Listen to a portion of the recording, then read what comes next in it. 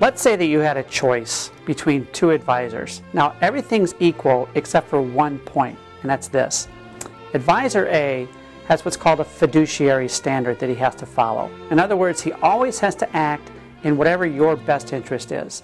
He has to avoid conflict of interests, and if there's conflicts that are unavoidable, he has to disclose them to you ahead of time. Advisor B has a suitability standard. This would mean that they have to be able to advise you into products that are suitable for your risk tolerance, for your objectives, and for your financial status, but they're not required to advise you into products that have the lowest fees, or they don't need to disclose any conflicts of interest that there might be. Now, under that scenario, I'm sure that most people would pick Advisor A. Advisor A is a fee-only advisor and has to follow the Investment Advisors Act of 1940 as his set of rules. It requires a fiduciary standard. Advisor B, on the other hand, follows a suitability standard as outlined by the Securities and Exchange Commission and their Act of 1934. These are advisors that receive commissions for selling you products.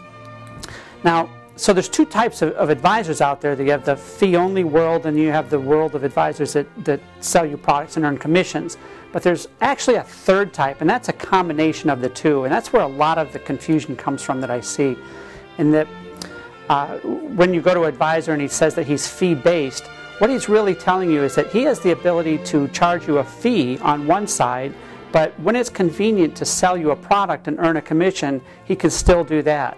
Where a fee-only advisor will only charge you a fee and will never be compensated by the industry, causing that conflict of interest. So a fee-based advisor is literally playing both sides of the fence at his or her convenience. We believe, obviously, that fee-only advisors is the only way you'd want to go, and it's one of the first and I think most important questions you should ask an advisor when you interview him is, are you fee-only, fee-based, or a commissioned advisor?